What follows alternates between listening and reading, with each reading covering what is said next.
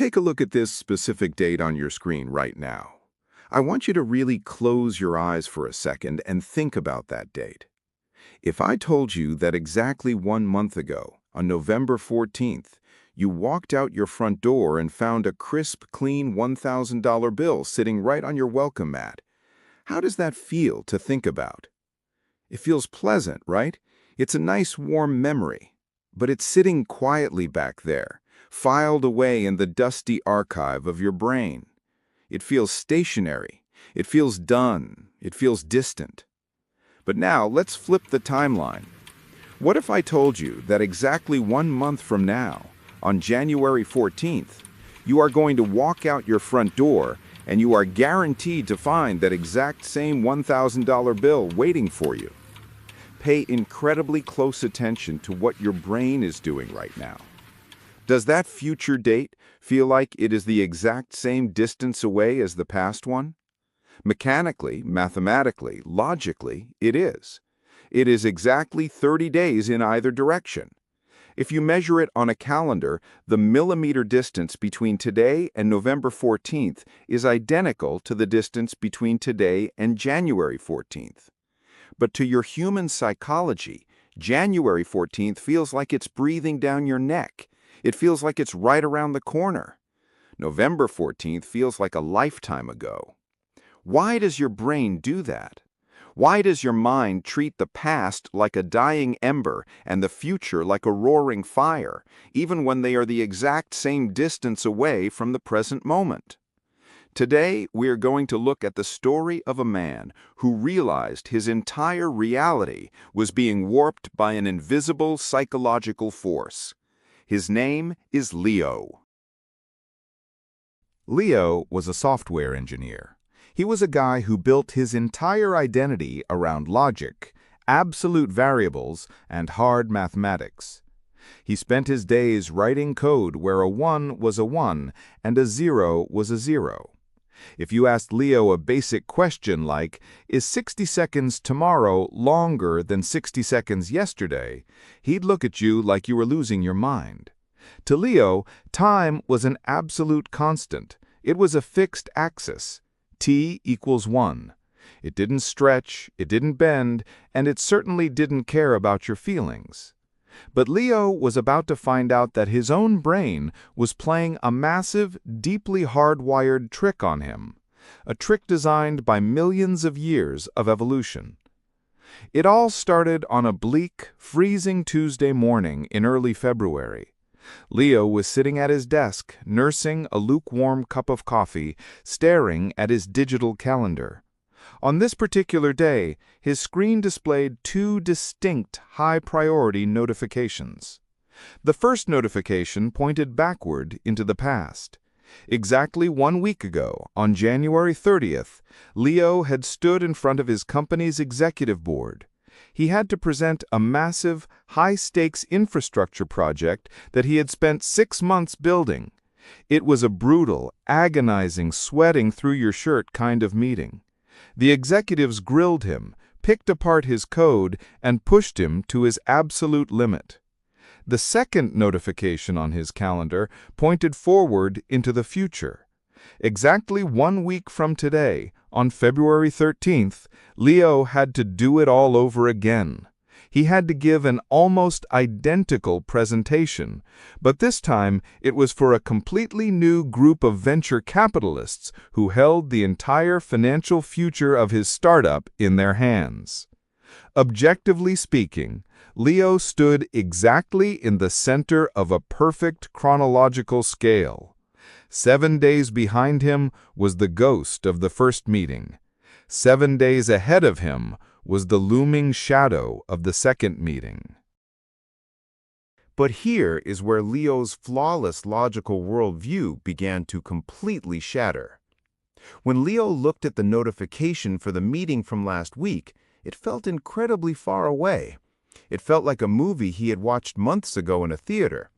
The panic was gone, the anxiety had entirely evaporated, and the memory was already fading into a hazy, abstract blur. He could barely remember what he wore. But when his eyes drifted across the screen to look at next week's meeting, His physical body reacted instantly.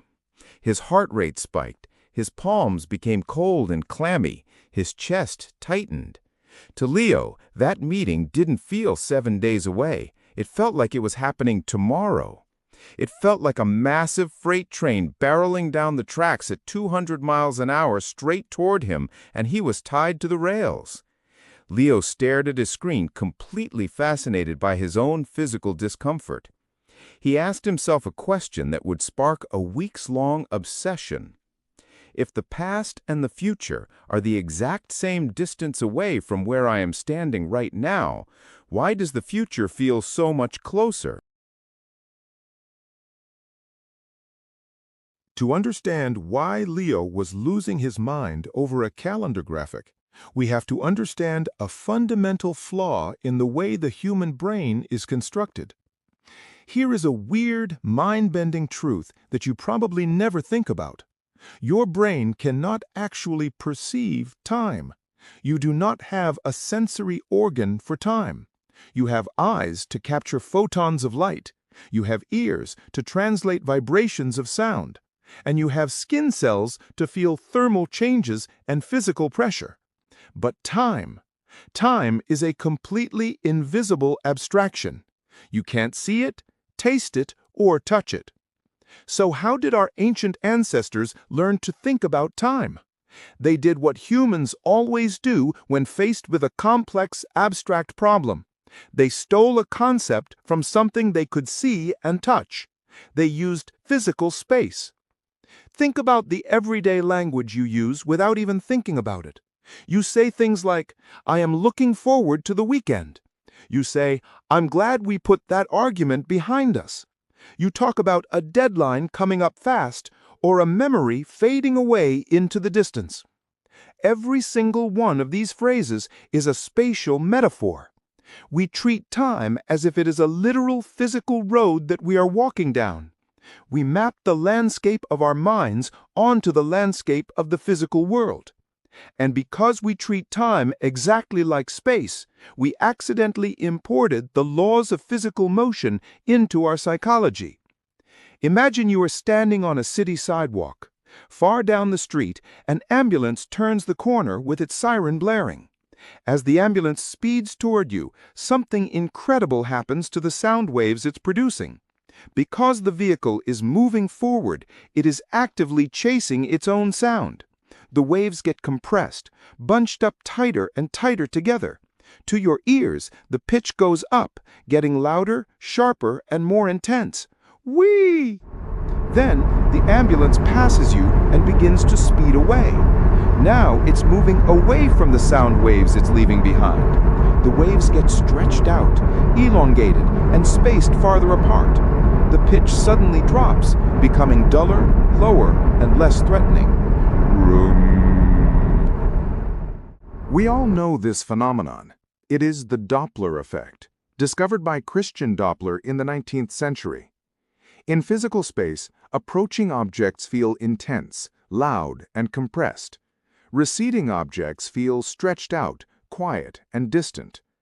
What Leo was experiencing at his desk that Tuesday morning wasn't a random mental glitch or a sign of burnout. It was an exact psychological manifestation of this physical law. It is what scientists call the Temporal Doppler Effect. Once Leo discovered this concept, he couldn't stop seeing it. He became a detective inside his own life, observing his daily behaviors like a scientist studying a lab rat. He realized this temporal warping wasn't just happening during high-stress work meetings. It was dictating how he experienced every single aspect of his life. Take a major holiday like Valentine's Day or New Year's Eve. Leo noticed that when he was exactly 8 days before Valentine's Day, shopping for gifts, making dinner reservations, and planning the evening, the holiday felt like it was standing right outside his front door. It felt immediate. But when he evaluated his feelings exactly 7 days after Valentine's Day had passed, even though the objective time window was practically identical, the holiday felt like ancient history. The romantic dinner felt like it happened a month ago. He noticed it with his vacations. A beach trip that was 6 months away in the future felt thrillingly close. He could practically smell the salt water every time he thought about it. But a beach trip that had ended exactly 6 months ago in the past felt like it belonged to a completely different version of himself. A distant memory from another lifetime. Leo was completely obsessed now. As a software engineer, his immediate instinct was to try and hack the system. He thought to himself, okay, if my psychological brain naturally feels like it is moving forward through time, and the future is constantly rushing toward me like an oncoming train, what would happen if I used technology to force my brain to move backward? Could I break the illusion? Because he worked in tech, Leo happened to have a high-end virtual reality headset sitting right in his living room, and he decided to design a radical experiment to test the boundaries of his own mind. Leo sat down and programmed a highly specific virtual reality environment. He didn't want any distractions, no monsters, no games, no futuristic cities. He built a long, straight, two-lane asphalt road lined with symmetrical rows of oak trees, old-fashioned streetlights, and brick buildings on either side. At the very starting point of the road, right behind where his avatar would appear, he placed a massive stone fountain that constantly splashed water. The fountain wasn't just visual, it was a critical auditory anchor. He programmed the sound of the water to use spatial audio, meaning if he moved away from it, the sound would realistically fade out in his ears. Leo adjusted the straps on his headset, took a deep breath, and booted up phase 1 of his experiment. He set the program to move his perspective forward. For 10 minutes, Leo just sat there, allowing his visual system and his auditory system to absorb the deep, unyielding sensation of forward physical motion through space. His brain completely bought into the illusion. His body felt like it was traveling. While he was coasting down this virtual road, Leo forced himself to perform a specific mental task. He split his thoughts into 2 directions. First, he thought about a real-life event coming up exactly 3 weeks in the future, his younger sister's birthday party. He held that thought in his mind while watching the virtual trees rush past his eyes.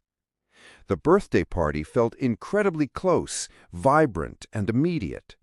Then, he forced himself to think about a real-life event that happened exactly 3 weeks ago in the past, a standard, routine dentist appointment where he had a cavity filled.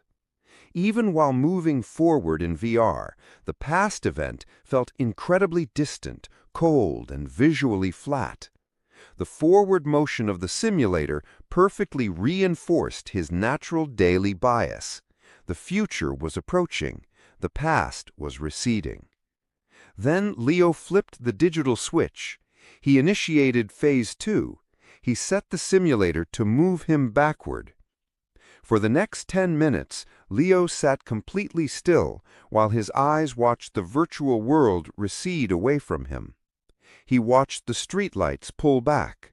He listened as the sound of the stone fountain, which was now in front of his digital avatar, slowly grew louder and louder as he backed toward it. He was physically experiencing the rare, unnatural sensation of moving backward through space. And while his brain was processing this inverted spatial data, Leo asked himself the exact same questions. How far away does 3 weeks in the future feel right now? How far away does 3 weeks ago feel? And this is the exact moment where Leo's mind was completely blown. While he was virtually moving backward, the temporal illusion didn't just weaken, it completely vanished. The future didn't feel closer anymore. In fact, for the first time in his entire life, the future actually felt slightly farther away than the past. By tricking his physical biological senses into experiencing backward spatial movement, Leo had successfully intercepted and rewritten his brain's internal timeline. He had completely neutralized the temporal Doppler effect. Leo pulled the headset off his face, blinking against the sudden harsh light of his actual apartment. He sat there in the complete silence of his room, his heart pounding, staring at his hands. As a programmer, he realized something profound. Our human experience of time is not a flawless, objective recording of reality. It is a simulated construct. It is entirely manufactured by our body's physical orientation in space. We are trapped inside a biological vehicle that is permanently built to face forward.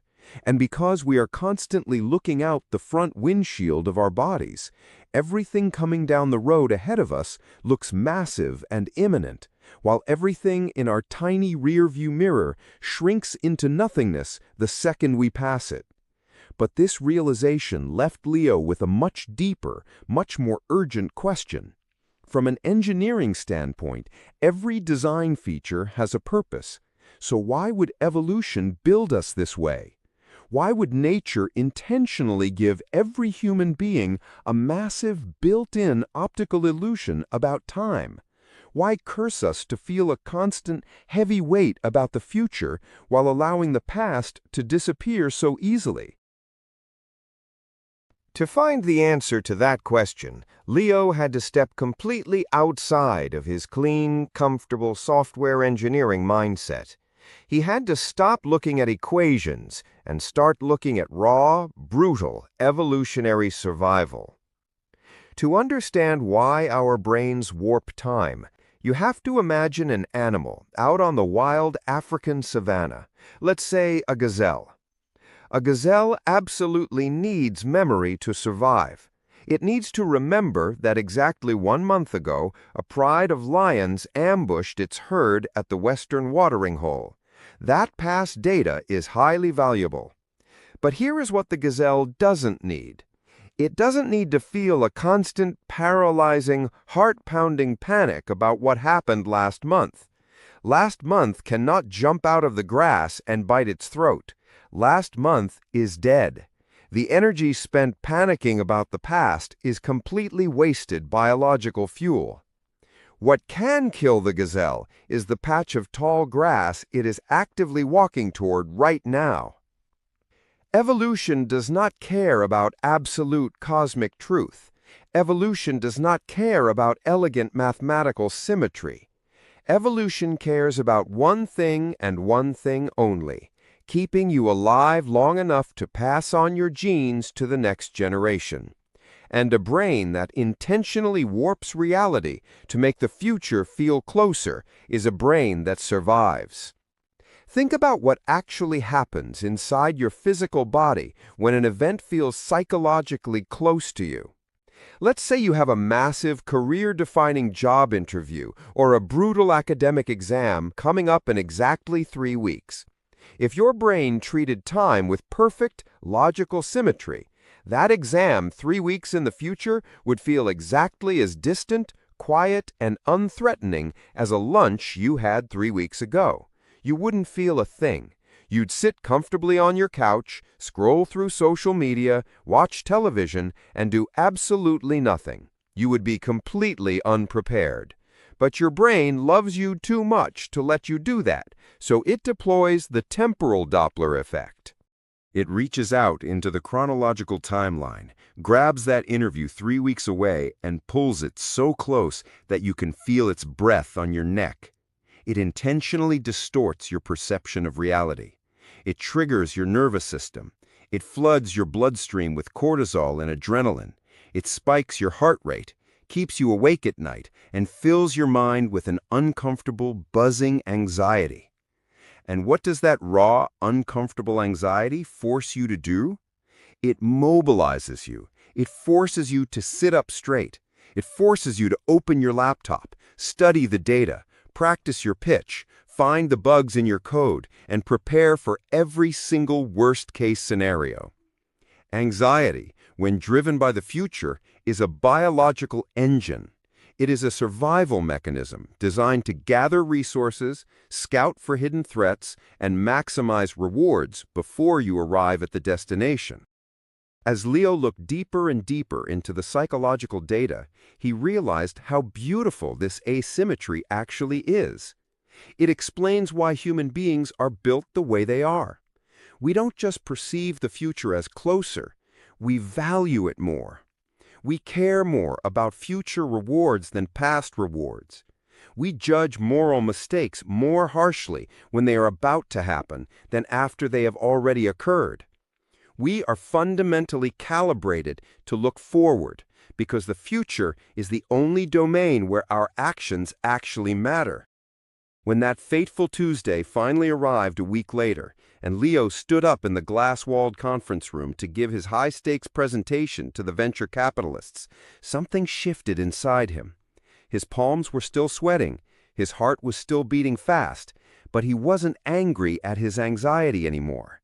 He didn't view it as a logical failure or a glitch in his programming. He understood exactly what his body was doing.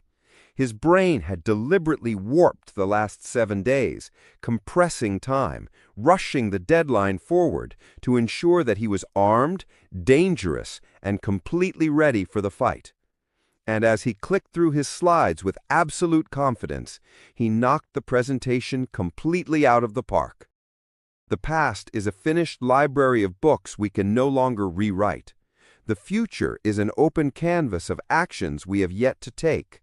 And our brains intentionally warp our reality to keep our eyes locked firmly on the canvas. So the next time you are sitting at your desk, looking at a deadline that's a few weeks away, and you feel that familiar creeping panic, the next time you feel like the days ahead are rushing toward you at warp speed, while the year behind you disappeared in the blink of an eye, I want you to take a deep, slow breath. Don't beat yourself up for feeling stressed. Your mind is not broken. You are not failing. Your brain is simply doing exactly what it was brilliantly engineered to do over millions of years of evolutionary history. It is shortening the distance to make sure you are awake, alive, and ready for action. Time doesn't actually fly. We do. And we are built to fly in one direction. The story of Leo and the mind-bending mechanics of how our brains distort our timelines is entirely inspired by a landmark psychological research paper titled The Temporal Doppler Effect, When the Future Feels Closer Than the Past, published by researchers E. M. Caruso, L. Van Boven, and Mark J. Chin. In this groundbreaking paper, the researchers ran a series of brilliant studies to map out this exact asymmetry. They interviewed everyday commuters at train stations in Boston, tracked how online participants drastically shifted their feelings about holidays like Valentine's Day, depending on whether it was a week before or a week after, and even used advanced virtual reality head-mounted displays to prove that physically simulating backward motion can completely erase this chronological bias. Their work revealed a profound truth. Our sense of psychological distance is deeply, inextricably linked to our physical experiences of movement through space. If you want to read the raw data, explore the experimental methods, and dive into the fascinating science of how your mind constructs the illusion of time, I have placed the full citation and a link to the original research paper down in the description box below. Thank you so much for hanging out with me today. If this video made you look at your calendar a little bit differently, hit that subscribe button, leave a comment with your thoughts below, and, as always, keep looking forward. I'll see you in the next video.